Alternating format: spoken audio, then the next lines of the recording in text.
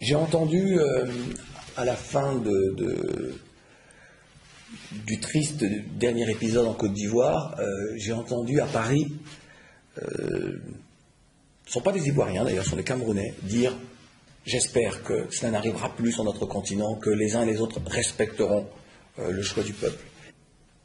J'ai toujours dit que le problème de notre continent vient de ce manque de respect que nous n'avons pas seulement vis-à-vis des institutions, parce que parfois ces institutions sont si fragiles, mais vis-à-vis des populations. Et ça, c'est l'héritage d'une période coloniale, et on pourrait remonter bien plus loin, mais d'une période coloniale où on a du mal à s'aimer soi-même, et on a du mal aussi à respecter notre semblable. On voit encore notre valeur uniquement dans le regard de l'occidental. Si l'occidental vous soutient, quoi que vous fassiez, vous estimez que ce que vous faites est juste.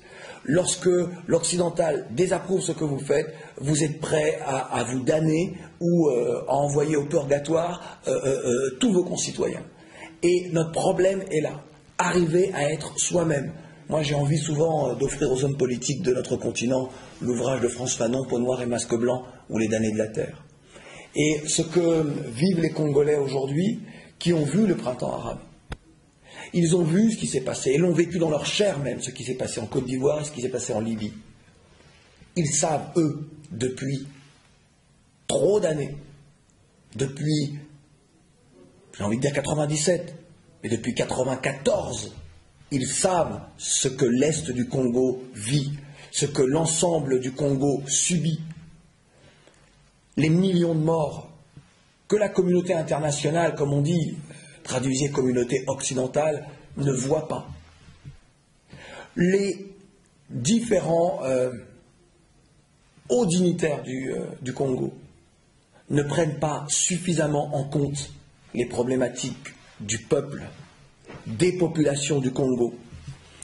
Aujourd'hui, on voit bien que les élections, et quels que soient les pays, ne sont là que pour légitimer ou des pouvoirs iniques ou prédateurs envers leur peuple, et je fais une généralité, ou pour garantir les intérêts des anciennes puissances coloniales ou des pays occidentaux, voire des pays limitrophes également. On peut considérer que ça a été le cas pour le Congo, pour la RDC. Aujourd'hui, on est dans une, et tu le disais très justement, on a une sorte de croisée des chemins. Le peuple a voté, on a le sentiment que le peuple avait fait un autre choix, les résultats nous donnent un autre choix, on est donc là à nouveau dans le scénario de la Côte d'Ivoire. La différence se fera comment? Elle se fera par la détermination de l'un et de l'autre à occuper le poste. Aujourd'hui, il y a un président qui était donc un président sortant, qui, au regard des résultats, a été réélu, contesté par Étienne Tshisekedi, comme il a d'ailleurs rarement contesté les élections. Du temps de Mobutu, sur la fin, il les a contestées, mais enfin on savait que c'était une véritable dictature et que... Mais là, aujourd'hui, je n'avais jamais entendu Étienne Tshisekedi avoir un tel propos et ça me semble troublant. Mais surtout, j'ai vu, entendu, je suis vraiment de près l'actualité de la RDC parce que c'est un pays qui m'est cher. Très cher, ça très cher, vraiment très cher. De quoi nous parlons? Et donc, j'entends, je lis les commentaires des uns et des autres, j'entends, je vois ce qu'ils me retournent depuis quelques jours d'ailleurs. Même moi, sur mon propre portable, j'ai reçu des SMS qui étaient plus que troublants. J'ai des amis antillais d'ailleurs, qui vivent à Kinshasa et qui sont revenus en me disant, ils vivent à Kinshasa depuis des années, il se passe quelque chose là que nous n'avions jamais ressenti auparavant, même au moment de la chute de Mobutu. Donc, tout ça est vraiment troublant. Je ne sais pas quels sont les intérêts des uns et des autres. Je me dis que, est-ce que le peuple est satisfait d'une certaine politique, de la politique du président sortant? Ce n'est pas moi qui ne suis pas congolais à le dire, mais seuls les Congolais peuvent répondre à cette question et ils ne peuvent y répondre qu'à travers leur vote. Il va bien falloir qu'on trouve une solution. Il va bien falloir qu'on trouve une solution pour le développement de la RDC. pour les infrastructures de la RDC, pour un niveau de vie bien plus élevé pour chaque citoyen congolais au regard du regard des richesses de ce pays, il va bien falloir que les uns et les autres prennent en compte cette population, ce peuple qui souffre et depuis trop longtemps. Il va falloir arrêter d'être dans du clientélisme ou du populisme, d'être dans l'intérêt privé uniquement, d'appartenir à une caste de prédateurs qui ne voient pas ce que vit le peuple. Et lorsque je parle du peuple, je ne parle pas du peuple des villes, qui lui aussi souffre, je parle aussi du peuple des campagnes, du peuple des celles et ceux qui sont au fin fond de la forêt, que l'on ne regarde pas, pour lequel on n'a aucune considération, qu'on appelle villageois de la façon la plus méprisante d'ailleurs.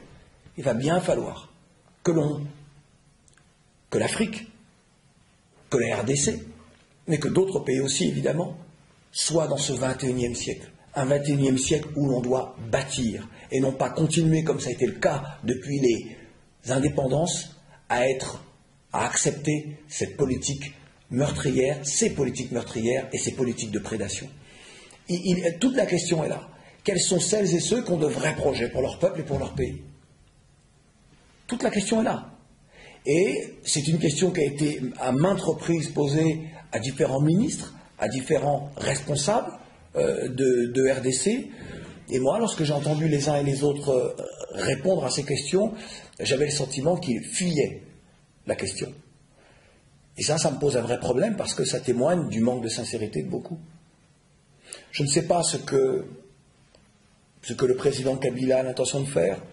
Je ne sais pas ce que Étienne Tshisekedi, qui s'est donc autoproclamé président, mais c'est compliqué. Alors ma question c'est, vous avez un carnet d'adresses assez costaud, et que ce soit en France ou en Afrique, et vous avez beaucoup de compétences. Concrètement, si on demandait à M. Siard d'aider le Congo, n'importe quel domaine, qu'est-ce que vous pouvez faire? Puisqu'il y a un appel d'air de la jeunesse congolaise. Ils n'ont pas arrêté de me contacter sur ma boîte mail en me disant il a beaucoup de relations, il a beaucoup de compétences, il peut nous venir en aide. Concrètement, qu'est-ce que vous pouvez faire? Sur n'importe quel domaine. On va essayer, et je vais faire la réponse que j'avais faite au moment au gros de la crise ivoirienne. C'est-à-dire que, malgré tout, je ne suis pas citoyen congolais. Et donc, il y a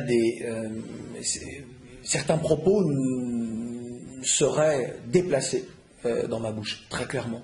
Parce que je ne peux pas me mettre à la place du Congolais qui, lui, sait ce qu'il vit, ce qu'il subit.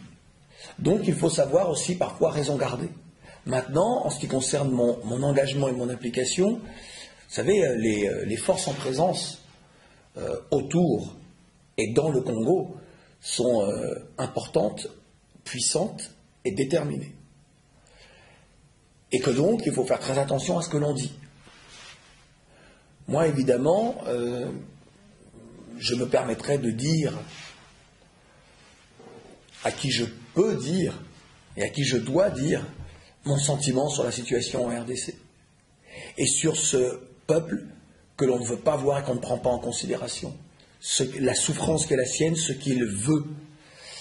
Je sais que chez nous en Afrique, je ne dis pas que c'est le cas, hein, mais il est facile de truquer les élections pour se maintenir au pouvoir.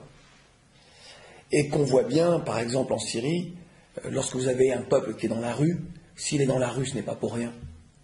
Lorsqu'il manifeste, lorsqu'il proteste et lorsqu'on le tue, lorsque les propres armes des soldats de son pays le tuent, ce peuple-là, à un moment donné, eh bien, ne s'arrête plus. Et sa colère est si grande qu'il est déterminé à aller jusqu'au bout. Je vois une détermination chez les Congolais aujourd'hui que je n'avais jamais vue. J'entends ici et là, je vois les uns et les autres en réseau. Comment, et je fais très attention, hein, parce qu'il y a pour moi la diaspora, qui n'a pas forcément raison, même si c'est un baromètre, mais qui n'a pas forcément raison, mais j'entends et je vois surtout ce qui se passe en RDC. Et là, ça me semble être compliqué. Encore une fois, j'aurais tellement aimé que le quotidien des Congolais se soit amélioré depuis la chute de Mobutu. C'est bien de cela dont nous parlons, hein, finalement. Oui, chaque Congolais, lui, ce qu'il souhaite, c'est voir sa vie s'améliorer, son quotidien s'améliorer, entrevoir une vie meilleure, à faire des projets pour sa famille, pour ses enfants, pour les générations futures. C'est bien ce qu'il demande. Il demande à pouvoir, pour les personnes les plus modestes, pouvoir assurer la pitance de sa famille, pouvoir envoyer son enfant à l'école. Et on voit bien que dans ces domaines-là, les informations qui sont les miennes, les analyses qui sont les miennes de la situation de la République démocratique du Congo, eh bien, ne ressemblent pas à un pays dont le niveau de vie a changé. Vous avez créé un mouvement qu'on appelle Génération Afro-Conscience. C'est des jeunes Génération consciente. Génération consciente qui se trouve partout en Afrique. Ouais. Et il y a eu un effet dont on ne s'attendait pas, c'est que des jeunes Congolais nés en France sont devenus des Afro-conscients. Vous attendiez-vous à un tel succès de la part de ces mouvements? Il y a deux choses. Ils parlent du Congo, d'abord ils apprennent les lingala tous, avant ce n'était pas le cas. Ouais, c'est vrai. Lorsqu'ils ouvrent Internet, c'est pas pour regarder de la musique sur YouTube, c'est d'abord chercher à savoir ce qui se passe au pays. Et chaque fois qu'il y a des marches ou des protestations, ils sont en avant-première. Vous attendiez-vous à un tel succès de la part de cette génération consciente? Il y a deux raisons à cela. La première, ce sont toutes les crispations identitaires ici en France, toutes les discriminations qu'ils subissent et que leurs parents ont subies. Et c'est une génération qui, contrairement à leurs parents, ne souhaite plus se taire, ne souhaite plus courber les chines. C'est une génération qui revendique, qui s'affirme et parfois avec véhémence, pour ne pas dire plus. Et puis, il y a évidemment, lorsque vous estimez lorsque l'on vous fait très clairement comprendre que ce pays dans lequel vous êtes né, eh bien, finalement, n'est pas si accueillant que cela, en tout cas pour vous, pour vos identités, pour ce que vous êtes, et qu'on dit de vous que vous êtes issu de l'immigration, il est naturel chez l'être humain qu'il se retourne vers ce qui, pour lui, sera une protection, ou en tout cas une identité à laquelle il pourra très clairement s'identifier parce que c'est la sienne. Et donc, c'est la deuxième raison qui explique ce besoin. Césaire a tout dit et tout écrit, hein. Cahier d'un retour au pays natal. Le retour, il n'est pas que physique, hein. Il est également dans ce besoin de retrouver son identité, de retrouver son être. Il est spirituel, il est culturel, il est cultuel aussi. Donc, ces jeunes-là sont forcément plus forts face aux discriminations qu'ils subissent dans leur pays en France, parce qu'ils sont désormais armés d'une identité qu'ils avaient, ou qui n'était pas très présente dans leur vie, et que leurs parents avaient mis de côté, parfois au nom de l'intégration. Une question concrète maintenant, vous êtes entrepreneur, vous avez une radio qui marche très fort à Paris, un peu partout, qui a joué un rôle énorme lors du tremblement des terres en Haïti. Même lors des manifestations en 2009. Oui, et lors des émeutes aussi en Guadeloupe. Martinique. Ouais. Martinique. Comptez-vous installer une telle radio à Kinshasa? Non, tant que moi j'appartiendrai, puisque là je suis en disponibilité de RFI, tant que j'appartiendrai à RFI, il est hors de question pour moi d'avoir un projet de radio sur l'Afrique. Ce ne serait pas très normal. Ça serait de la concurrence déloyale. Non, mais même pas. Parce que, en termes déontologiques, de respect de soi et de l'identité qui vous emploie, enfin bon, ce n'est ni à faire, ni même à imaginer. Donc non, mais je ne dis pas que dans mon esprit, à plusieurs moments de ma vie, il n'y a pas eu comme ça des projets de radio, mais je voyais plutôt des idées que je pourrais offrir à d'autres pour qu'ils puissent justement créer leur radio en local. Moi, j'ai été très affecté par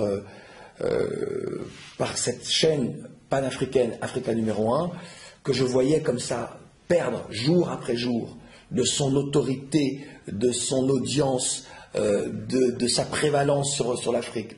Ça m'a vraiment gêné parce que c'est là encore une question de dignité, de légitimité.